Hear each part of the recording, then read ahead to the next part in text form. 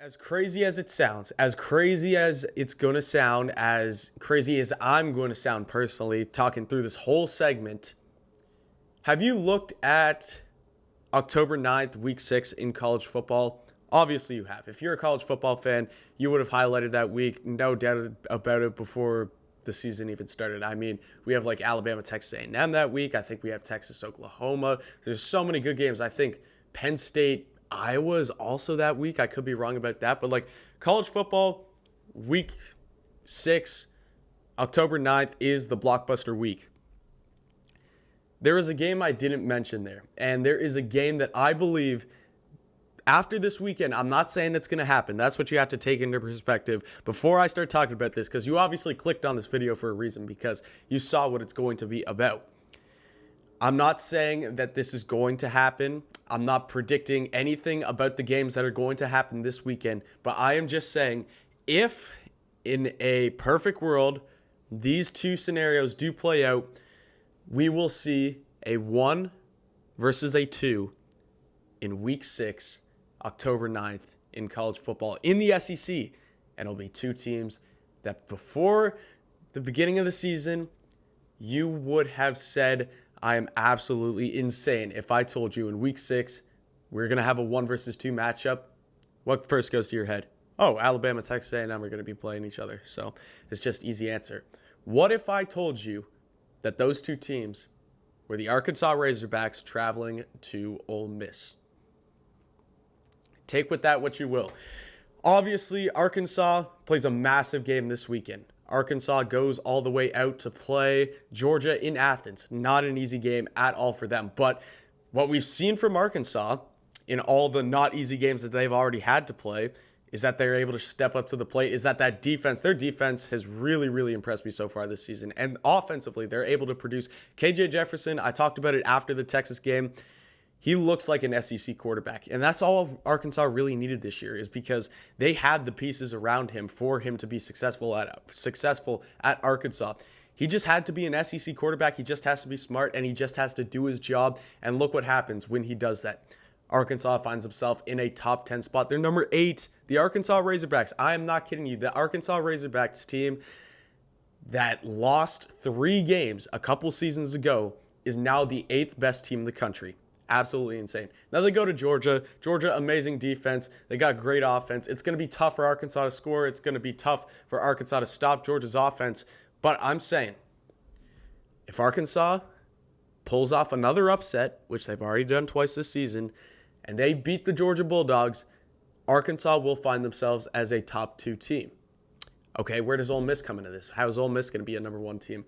Well, it's as simple as this. Ole Miss travels to Alabama this week.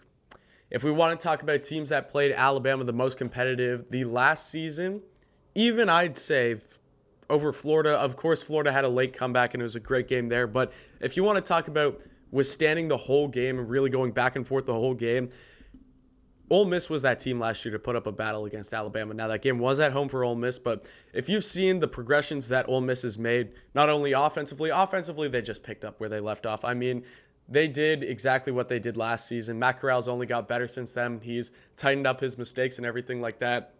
Matt Corral is definitely a Heisman favorite for me right now. And the rest of that offense, like guys like Jonathan Mingo, Braylon Sanders, Dontario Drummond, the wide receivers that they got over there is insane. So their offense is the exact same, basically. They're scoring 50-plus points every single game. No questions about it.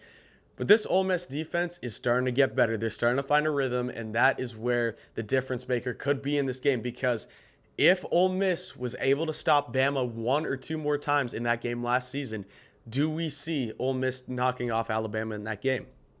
I don't know. It's a hypothetical question. But what I'm saying is Ole Miss has the ability to go into Alabama and beat them this weekend. It would not shock me if Ole Miss goes into Alabama this weekend and beats them. Now, I'm not saying that Alabama is going to lose that game. I'm not saying that I'm picking Ole Miss over Alabama, because I'm not. If I'm being honest, Alabama still should win this game, but I would not be surprised at all if Ole Miss wins this. But Ole Miss is definitely capable of winning this game.